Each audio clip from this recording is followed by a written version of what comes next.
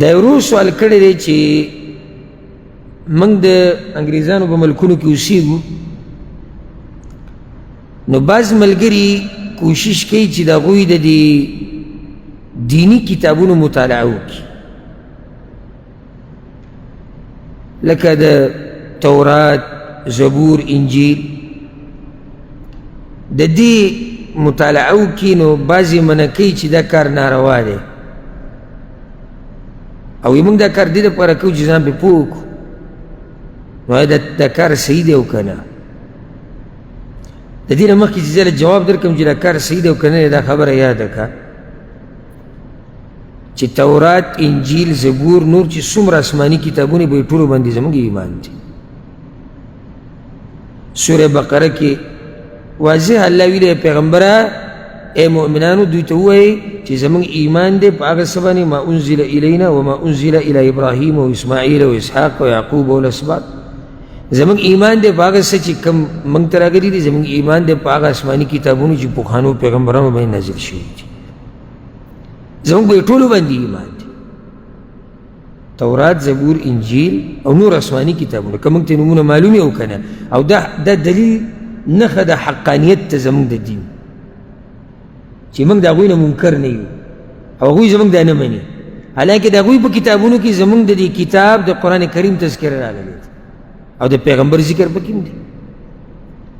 مشکل دا دی چې دغه کتابونه داسې پاتې شوي نه دي څنګه چې نازل شوي لکه اوس زموږ د قرآن کریم دی د دې د حفاظت ذمهداري چا اخیستې ده الله اخیستې ده نو هغه موږ ته ښکاره دی چې سره پاسه 1400 کاله وشي او قرآن هغه شان تر و تازه هغه پروت دی چا کې مجال نشي چې دې ګوتې ووایي او که چا پکې ګوتې ووایي زموږ ماشومانان هغه واړه واړه چې قرآنونه یاد کړي هغه پې مرد کوي دا ځای دی غلط ووایي الله د دې کتاب د حفاظت او د حدیثونو د حفاظت ذمهواري اخیستې او دا خبره الله قرآن کې کړې ده چې دوی په دې کتابونو کې تحریف کړی دی یعنی الله ویلي چې د یهودو د نصاراو دا بد صفت بیان شوی دی چې دوی تحریف کړی دی په کتاب کې فویل للذین یکتبون الکتاب بایدیهم ثم یقولون هذا من عند الله دې ظالمانو به الله وی دا ظالمان په خپلو لاسونو لیکلو کې بیا وایي دا د الله د طرف نه دي لیشتروا به ثمنا قلیلا د دنیا د ګټلو دپاره دوی دا کار کوي نو دې نه واضحه شوه چې دغه کتابونه داسې نه دي پاتې شوي څنګه چې نازل شوي دي نو دا دوه نقطې ته اوس یادې کړه اولنۍ نقطه څه ده چې زموږ په دې ټولو باندې ایمان دی نو دویمه نقطه دا ده چې دا کتابونه داسې پاتې شوي نه دي لکه څنګه چې وو او دا په خپله دوی مني د یهودو نصاراو مولیان علما دا خبره په خپله مني وایي زموږ دا کتابونو کې تحریفات شوي دي هم د دې د لاسه چې دې کې تحریف شوی دی او حق د باطل سره پکې ګډوډ شوی دی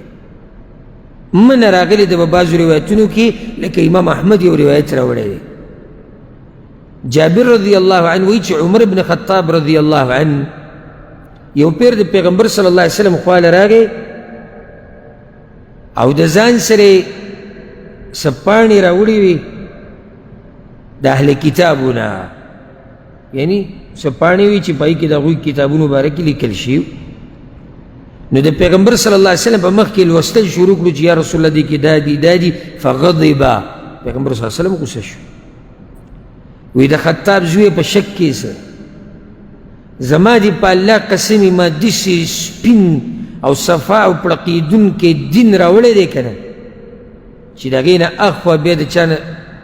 تپوس ته ضرورت نشته د دوی نه د هېڅ شي په باره کې تپوس مه کوئ پیغمبر صلی الله علیه وسلم دوی به درته حق بیان کړي تاسو به ووایئ چې کیدای شي دروغ دي نو حق ته به څه ووایئ دروغ به ووایئ او کیدای شي باطل درته بیان کړي او تاسو ورته څه ووایئ حق ورته ووایئ وی په الله مې دې قسمي عمره تا خو د تورات یو څو پاڼې راوړي دي که موسی علیه السلام ژوندی وی نو زما تابعداري به یې کړې و دې ځای کې معنا راغله یو دا خبره بله تورات او انجیل کې چې کوم حق دی اوس موږ ته خو دا پته نشته چې ځکه چې هغوی ورسره څه کړي دي ګډوډ کړي دي دې کې چې کوم حق دی او شتي پکې حق آیا دغه حق موږ ته په قرآن کې او په حدیث کې نه ملوي؟ یعنی داسې څه شتي چې قرآن کې نشتي، حدیث کې نشي، چې موږ هغوی ته واپس شو؟ اولم یکفیهم انا انزلنا علیک الکتاب یتلا علیهم. الله وی ولې دوی دپاره دا نه ده کافي چې ما یو کتاب در لېږلی دی دوی ته لوستلی کېږي؟ دا زموږ دپاره نه کافي، کافي دی که نه؟ ځکه عبدالله بن عباس وایي په صحیح بخاري کې دا روایت ته ګوره، د عبدالله بن عباس دا اثر دی، وی کیف تسألون اهل الكتاب عن شيء وكتابكم الذي انزل على رسول الله صلى الله عليه وسلم احدث. تاسو د اهل کتابونه څنګه تپوسونه کوئ کوم کتاب چې ستاسو په پیغمبر باندې راغلی دا خو تر و تازه کتاب دی، لا خو بوډا شوی هم نه دی، وخت هم نه دی تېر شوی، تحریف پکې هم نه دی راغلی، نو څه ضرورت دی تاسو هلته ځئ؟ او وی دغه اهل کتابو بدلوا کتاب الله وغیروا، هغوی د الله کتابونه بدل کړي دي، پکې تبدیلي راوستې ده. وکتبوا بأیدیهم الکتاب، هغوی خو په خپلو لاسونو پکې لیکل کړي دي. عبدالله بن عباس غوسه و چې ولې تپوسونه کوئ؟ چې د دوی په دې کتابونو کې حق هم دی او باطل هم دی، نو اوس به څه کوو؟ یاده کوي دا درته یو قاعده ښیم، قانون د اهل کتابو یا د نورو مذهبونو والا کتابونه کته، د دې مطالعه دا په دوه قسمه خلک به کوي، درې مې نشتي. یو عوام مسلمانان چې د هغوی سره علم نشته، یا کمزوري مؤمنان. د کومو روایتونو کې چې منع راغلي ده د داسې قسمه خلکو دپاره دي، یا کومو علماو چې منع کړي دا خلک یې منع کړي دي. عامي د هغه سره علم نشتی، کیدای شي دی په دې کتاب کې هغه څه ویني چې دی په خپل دین کې په شک کې شي. ولې په شک کې شو؟ ناپوهه دی، ځکه دې سره خپل دومره رسوخ نشتی، په عقیده کې مضبوط نه دی، په علم کې مضبوط نه دی، نو ګډوډ شو. دا قسمه خلک عوام مسلمانان دوی له نه دي جایز چې د اهل کتابو کتابونه مطالعه کړي. دویم قسم خلک چې مطالعه به کوي هغه اهل علم چې په علم کې مضبوط دي، د دې دپاره یې ګوري چې بیا په دوی باندې حجت قایم کړي، مناظره ورسره وکړي، ورته ووایي چې ستاسو کتاب کې هم دا دي، ستاسو کتاب کې هم دا دي، پلاني ځای کې پلاني ځای کې، لکه نن سبا پکې مشهور هغه ډاکټر ذاکر نایک صاحب دی،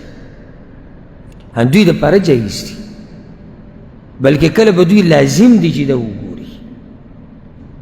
او په دې کې مشهور علماو کتابونه لیکلي، لکه شیخ الاسلام ابن تیمیه رحمه الله کتاب لیکلی دی الجواب الصحیح لمن بدل دین المسیح. هغه چا باندې رد کړی چا چې د عیسی علیه السلام دین بدل کړی، نو چې رد پې کوي خو لازم د هغوی کتابونه کتلي، امام ابن القیم، امام ابن حزم، قرطبي صاحب رحمهم الله، دې ټولو کتابونه لیکلي او د هغوی د کتابونه نه په هغوی باندې رد کړی. نو د علم خاوندان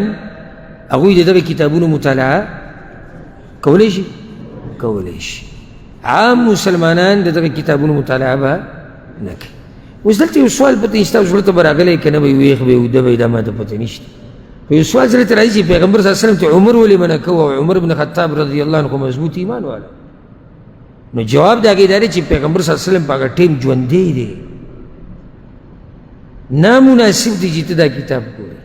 پیغمبر شتي پخپله. بله که څه خبرې ته ضرورت راغی، هېڅ ضرورت نشي چې ته د هغوی کتابونو ته واپس کېږي، دا پیغمبر دی نه، هغه ته وحي کېږي.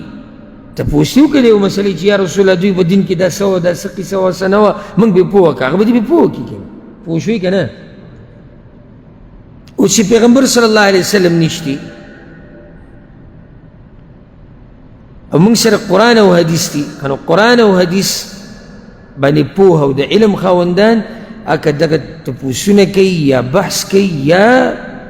لټون کوي د دغه کتابونو د خبرونو، خو دې دپاره کوي چې امت ته فایده میلاو شي. عام مسلمانانو ته په دې کې څه فایده ده؟ عام مسلمانان د کتابونه ولې ګوري؟ څه ضرورت ورته شته؟ نشته. تاسو ښه په ارام د الله شکر ادا کوئ، خپل عبادات کوئ، الله داسې سړي پیدا کړي دي چې هغوی د دین په دې لګیا دي څوکۍ کوي په مورچو کې پرته تاسو ته خبر هم نه او ځکه دا بس عوام بڑا مولیان او علما او داسې دا ورته لږ داسې کمزوري ښکاري ته وایه ته د علماو د شان نه خبر نه داسې ډاډه ناستې چې زموږ دین حق دی او زموږ قرآن او حدیث حق دی او حق دی خو که په دې باندې د چا څه اعتراض وکړو اعتراض کوونکي خو شته بیا هم هغه کسانو ته واپس کېږي کوم سړي چې الله یې دین د حفاظت لپاره پیدا کړي پای باندې